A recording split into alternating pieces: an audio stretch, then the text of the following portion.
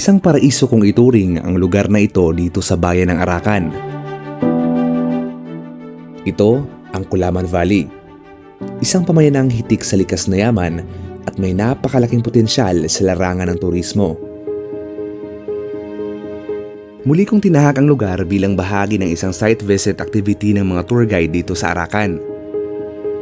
Ang mga tourist spots na kabilang sa aktibidad ay kasalukuyang hindi pa bukas sa publiko at dumaan pa lamang sa proseso ng site validation. So, karon mag-start na niyo baklay pa dalong sa Batsang Curve. And dakan mi baklay pa dalong dito. So, very thankful ta kay ang weather is nakisabay sa tuwa karon. Naging madulas ang trail na aming tinatahak, dahilan upang bumuon sa putik ang bawat hakbang. Ano nang nag-waste ako ang sinilas. Gikan dito. Napakabilis kong hingalin sa ganitong uri ng daan. Ito ay open trail kaya sobra kaming nauhaw. Wow! Salamat, Iglesia! Mabuti na lang at may nakita kaming water source.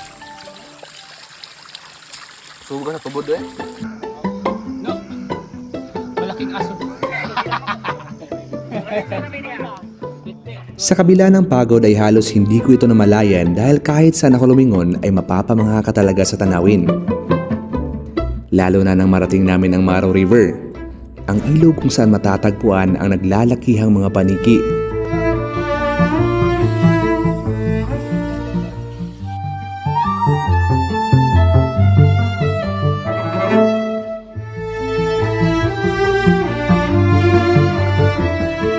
Kini nga lugar mauning ginganlan og Maro.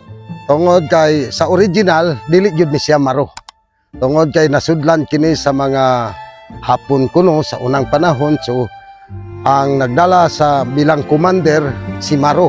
So mauna na siya nga Maro karon. Ang pagdami ng mga paniki rito ay isang malinaw na indikasyon na ang lugar na ito ay nananatiling ligtas at may balanseng kalikasan. Mabuhay! Maing buntag sa tanan, ako dahil si Christian Serrano. Nata diri karon sa Sitio Rancho, Maro River para ato ang bisitahon ang amo ang usa ka tourist spot diri sa amo ang barangay. Walay lain ang Bat Sanctuary. Kaning portion nga makita ninyo, makita jud nato ang maanindot nga mga kabog nga naglupad-lupad or nagpuyo sa ilahang natural nga habitat. Kumbaga ilang puloy-anan diri sa amo ang barangay.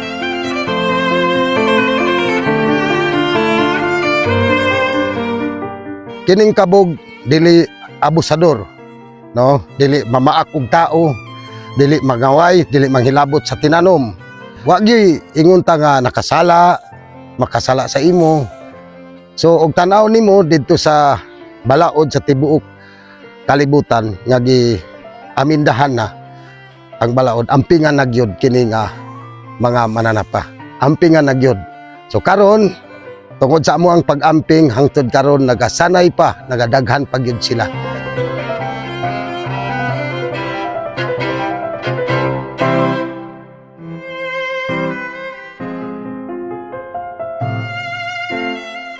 Welcome to Kulaman Valley, Uya, Arakan! Hello everyone! So human naman ta sa Bat Sanctuary. Karon moadto ta sa Maabang-Abang Peak. So abangan natin guys kung gaano kaganda ang pinagmamalaki ng Barangay Kulaman.